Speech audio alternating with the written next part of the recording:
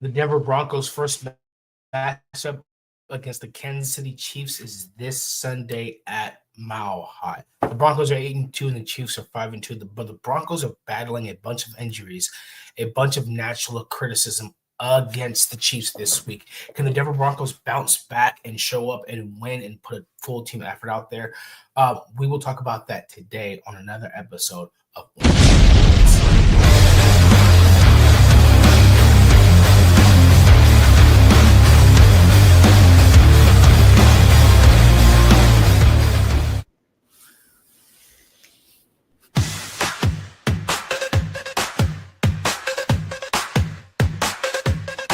Tune in, now it's time to sit. Orange and blue, we never quit. Bronco Fridays, lit legit. Every week we're bringing grit. Orange and blue, we bring the heat. Podcast grinding can't be beat. Every play, every style we meet. Blitz so hard it's on repeat. Mile high dreams we elevate. Break it down, we narrate. From the field to the fan debate. Broncos country, we dominate. We got the passion, we got the drive. Orange and blue keeps us alive. Every tackle, every stride. It's the Blitz where legends thrive.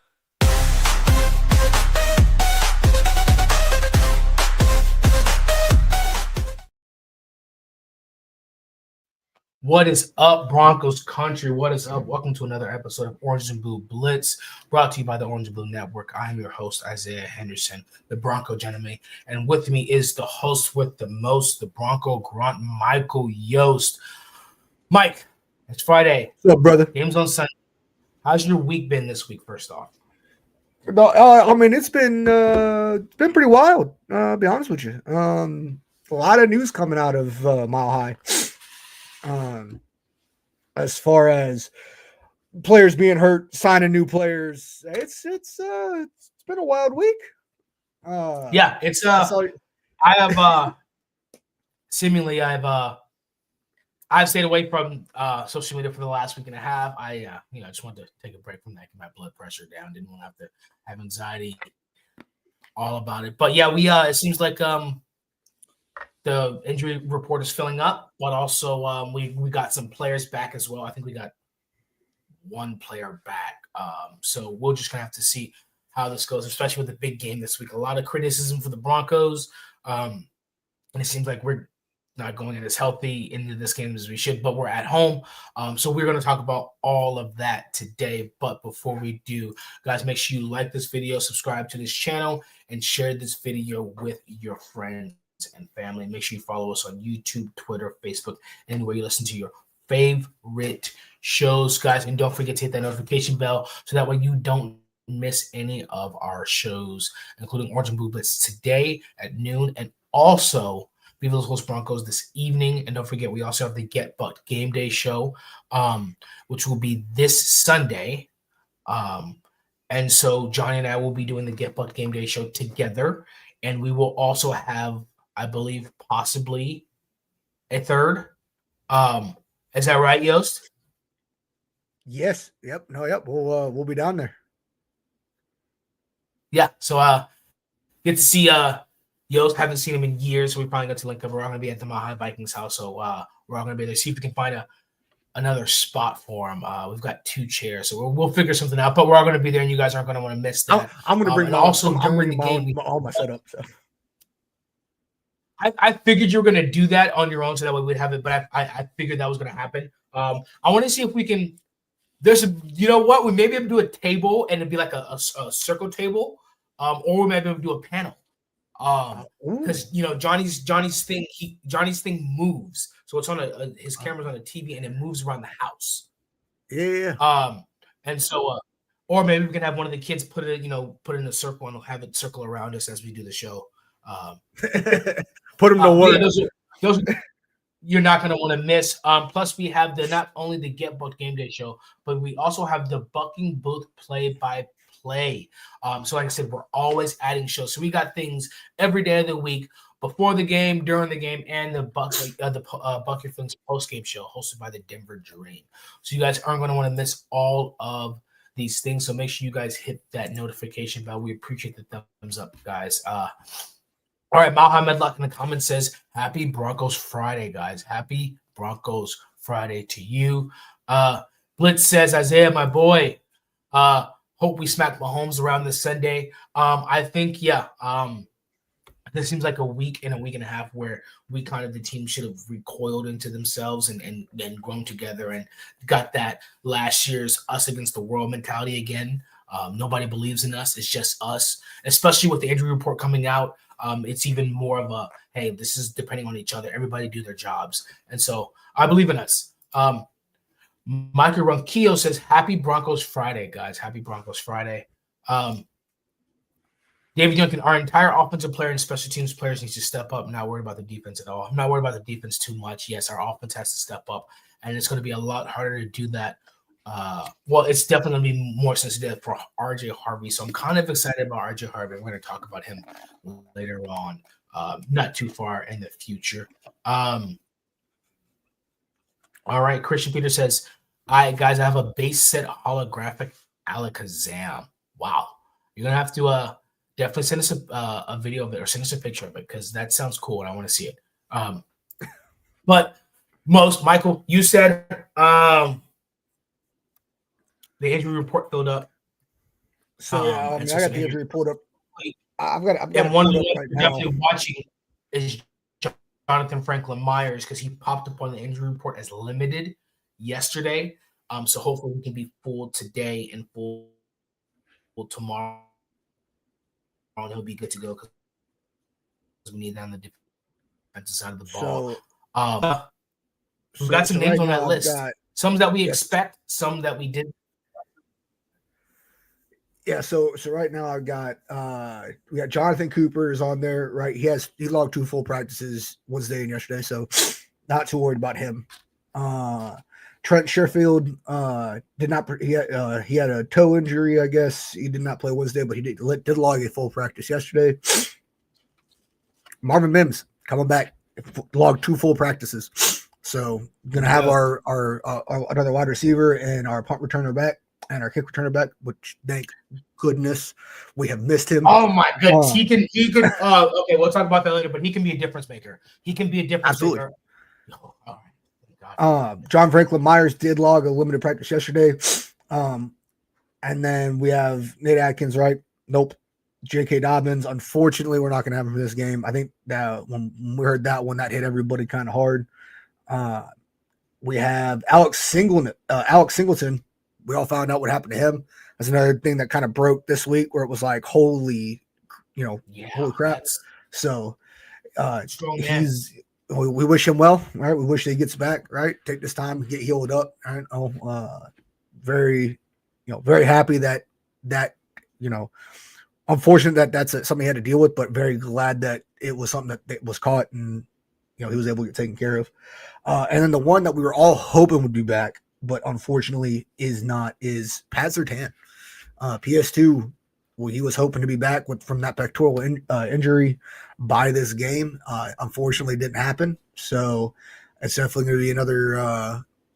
Our secondary has been holding down pretty well, so we got to hope that they can keep it up with PS2 not being there again.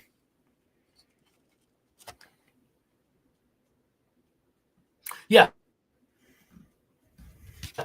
So definitely a longer list of injuries. The good thing about that is that these injuries are 3 to 4 weeks, maybe so we're expecting to get at some time.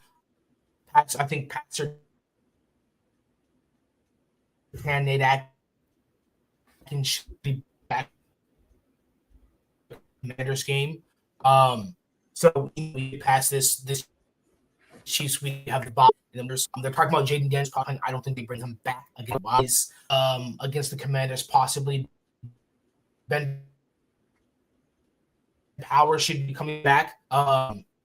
Too much infantry in the studio. Somebody get a damn medic up in there. Let us be. But Power should be coming back anytime. Now Alex Singleton should be coming back 4 to 6 weeks. So maybe we'll see him come playoffs. He might be out until playoff time. But we get to see more Greenlaw for sure, more Greenlaw. And so we get to see that combination of Greenlaw and Sternad. Even though Singleton and Greenlaw started to look really good these last couple of weeks, we get to see Greenlaw and Sternad definitely on there. And I think that's going to be a good pairing. And so with Nate Atkins being gone, We signed Trent Sherford's healthy, so he's back there on some teams. So we've got Mercedes Lewis, who's been back in the hang of things, got some extra time to get back in the hang of things. So he's going to be on the field a little bit more as well. And Marvin Mims coming back is a huge deal. Marvin Mims coming back is a huge deal. That explosiveness, that the motions on offense coming out of the backfield, the punt returns, the kick returns. This is definitely a huge game for him. I think he's a game breaker. He can break the game open. We definitely missed him, and he can contribute so much on two sides of the ball, special teams and offense, and I think that's what we definitely needed. And then the last one is J.K. Dobbins. So hoping to get J.K. Dobbins back after the Raiders game. So we've got the Chiefs, a bye week, the Commanders, and the Raiders. And so what's going to determine how we're going to do during these stretches is what David Youngkin brings up, is RJ Harvey needs to learn how to run up the middle, stop running side down and sideline. Running backs are too fast. And I will say that he has done that. The last 5-6 weeks, there hasn't been much bouncing. But RJ Harvey is going to be the key to this stretch of games until J.K. Dobbins gets back. So, I mean, you're looking at RJ. We saw Travion last night. Go ahead, Mike. So you're looking at RJ, and I'll be honest with you. I'm looking at Bo. Yes, I mean RJ's gonna have to step up, right? He's gonna have to find those holes and start making these plays. I have a lot of faith in Harvey that he's gonna be able to do that. I have very strong faith in him. But I mean, this week, especially, I mean, really since the Raiders game, right? Bo's been getting hit hard from all sides about his pass percentage and everything. And I need to see Bo step up and start making these passes, right? Stop trying to force these things. Actually start working that footwork and actually start moving the ball through the air, because we all know that's what Sean Payton's going to want, right? Especially with how Sean Payton calls, the run game and whatnot. So really, I'm going to be looking to Bo on this one. And I mean, I still believe, right? I don't think we need a new quarterback. I do think that he needs to develop. I'm completely fine in saying that. He's not, Rome wasn't built in a day, but he definitely, this is a game where I think that if he can show his worth, right, and he can kind of shut out all the naysayers on him, and it's going to be in this game, right? Because everybody, I mean, I've been hearing on, a lot of other media, like the big name guys, right? They're like, Bo's the weakest, is the weak link in this chain, right? He's the weakest link in that offense, and I don't necessarily agree with that. Like I said, I do think it is an issue with how he's been playing, but that's who I'm going to be looking at this game. Yeah, and with J.K. Dobbins being out, you got a rookie. Do you want to hand it to him? And Sean Payton said that he is built to carry the ball that many times. He is built that way. He's not injury. He's definitely been healthy for some years, so he's built to definitely get the rock 20 times a game. And I'm hoping to see that. But with the way Sean Payton calls plays, this game is going to be on Bo Nix's shoulders. This is the most pressure he has had as an NFL player to date. You're 8-2. You're going against the division champs. Your defense is elite. Your offensive line is elite. Your receivers do drop some passes, but this is where Bo Nix has to put the offense on his back this game. Whether it's checking in a runs or whether it's just completing those normal passes, just keep the offense on the field. And this is the game where it's up to him. And you're right, he can. If he can go out there and perform well, beat the Chiefs, it doesn't matter what anybody said the week prior. It doesn't matter what anybody thinks about drafting a new quarterback. It doesn't matter what rank they'll put him in the redraft of 2024 quarterback class. What matters is that we'll be 9-2, we'll be 2-1 in the division, and we'll have beaten the Chiefs. Yep. That's what matters. No. Yeah, 100%. That's what matters. 100%. And so but this is a game where Sean Payton likes to throw it. Spagnuolo's coming in with all types of stuff. because he believes that, Bo Nix is an inefficient quarterback. If he's not too good, we can get some turnovers. So he's going to start throwing all types. He he loves to throw zero blitzes at random times. He's going to throw all types of stuff in there. So it's going to be Bo Nix to be able to see it, see the reads, use his legs. And it's really going to be up to the trenches in this game.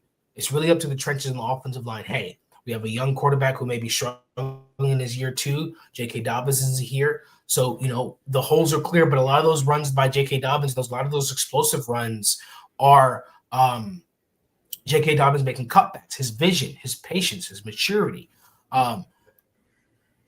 RJ has cutbacks. He has vision, but he doesn't have that maturity yet.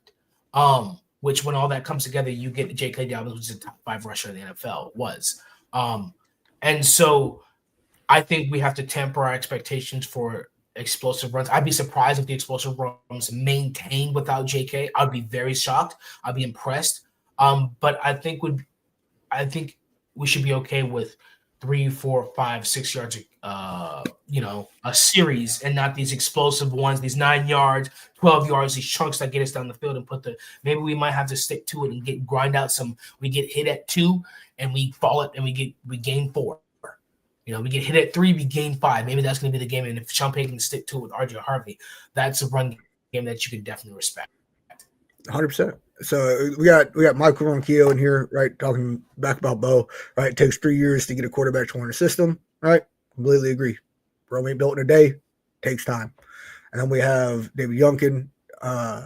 Hey, Bo has to trust his own instincts and trust the offensive weapons. If not, we lose.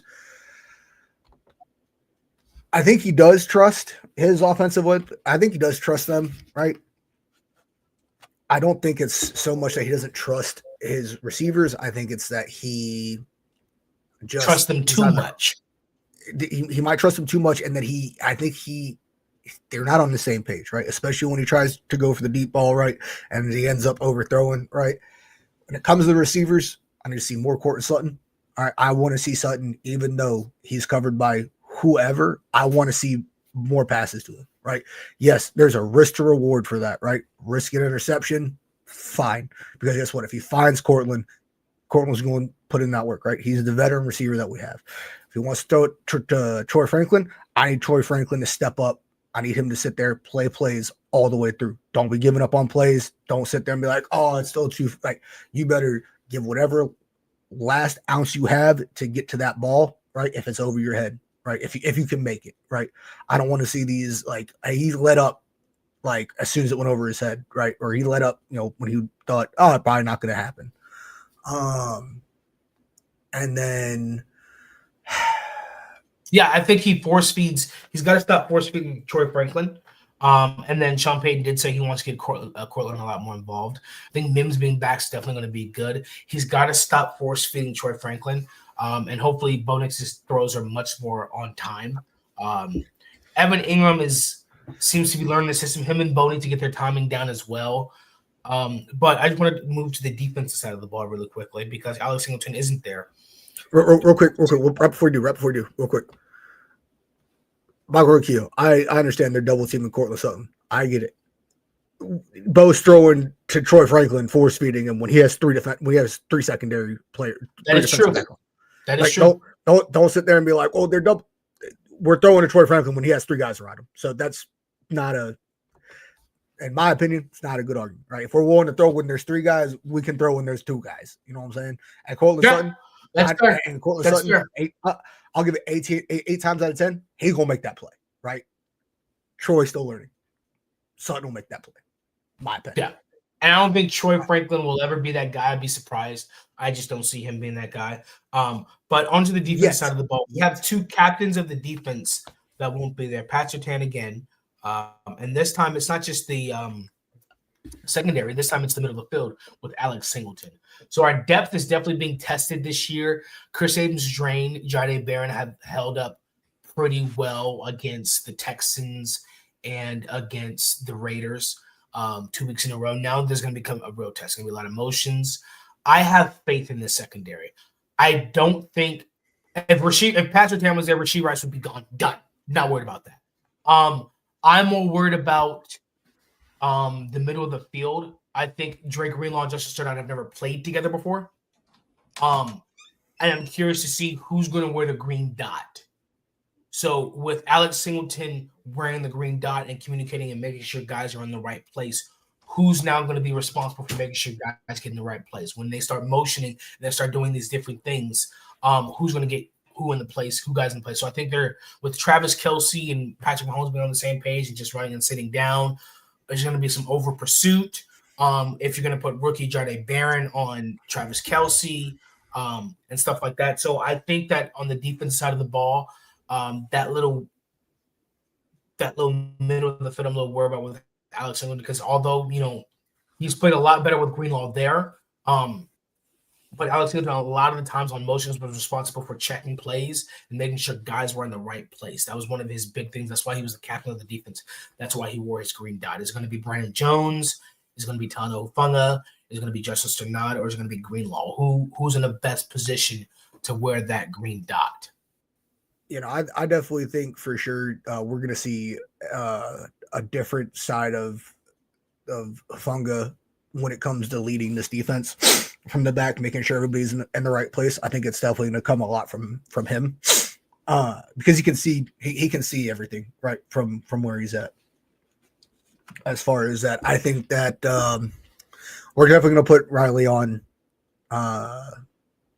Rashid, right? Or not Rashid. Rashid Rice. Put him on Rice. Yeah. Okay. So, I'm sorry. I'm so out of it right now.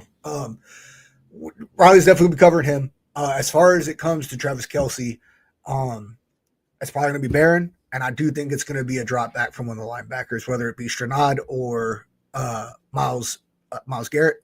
I think it's going to be one of those two, dropping back and letting Cooper kind of be like the lead pressure, as well as Benito. I think Benito and Cooper are probably going to be our pressure linebackers for the pass, and I think it's going to be Sternad and Dre Greenlaw that are probably going to be dropping back, and I think we're going to be watching them helping the rookie Barron out when it comes to that middle of the field play, because we all know Travis Kelce is going to try to we all know Mahomes and Kelce are going to sit there and start clicking. We know it's going to happen, right? We're probably going to have regularly scheduled NFL Travis Kelce touchdown, right? Whatever.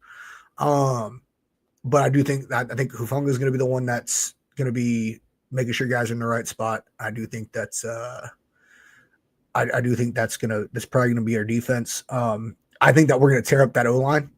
I have no doubt about that. I'm calling it right now. Zach Allen is at least getting two plus sacks. All right, that man has been an absolute monster these last couple games. Yeah, so I expect like that man has been eating every time he goes. Doesn't matter who it is. He's like, I'm going to get to your quarterback. So, and that's good. Like I said, as long as we can keep Pat Mahomes from doing Pat Mahomes things, like when he gets hit and then he does a shuttle pass for a 30-yard gain, well, we'll be fine. Because we've seen that happen before. Like he's already getting hit. Yeah. He's like he's in the air flying sideways, and he's like shuttle pass, and then all of a sudden you're like, what? How? Explain. But no more of that. No more of that.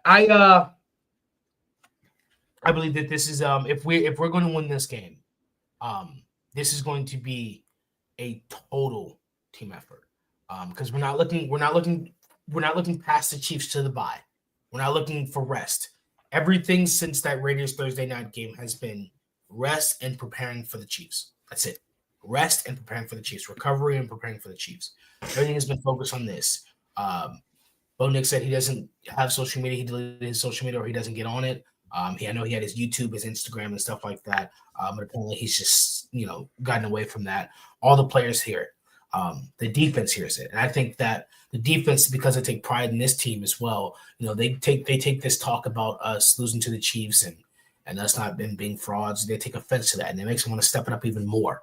And I think that with this offense as well, every single one. I think Courtland Sutton's going to have a big game.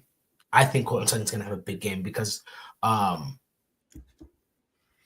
I think he hears. I think he's been with the Broncos. He's been with the Broncos in the offense just the longest, if not him and Garrett Bowles.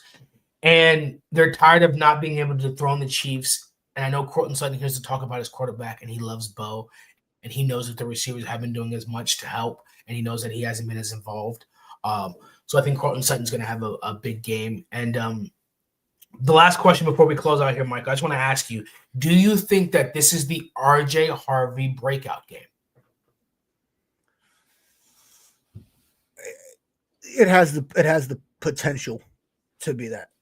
I think it does have the potential. I think that everyone on our team is walking into this game as if we were going to go play for the division title. I don't think there is a single Broncos player that, this is just a regular season game. I don't think a single one of them are walking into this game like it's just another game. Like we have a bye. I think you're right. I think they're all coming in here going, this is the one that matters, right? This is the one that like we could lose to the Raiders and been like, we lost. Like it's the Raiders. They play with heart, whatever.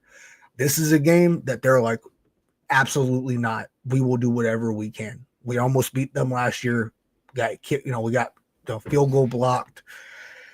It is what it is, right? I think this is a time of redemption and revenge for our players, and I think that.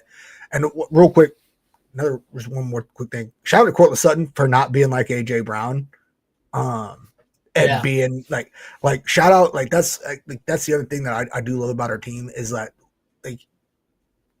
we have guys that probably should be targeted more than aren't getting targeted. But of them are like, hey, fantasy owners, I apologize. Hey, if you have me, just drop me, right? Like, thank you for having the mental fortitude and the allegiance to the team to just be like, hey, we'll figure it. Well, don't worry, we're gonna figure it out, right? I appreciate Courtland for that. But I think this that's why a guy like AJ Brown will never be traded before by the Broncos.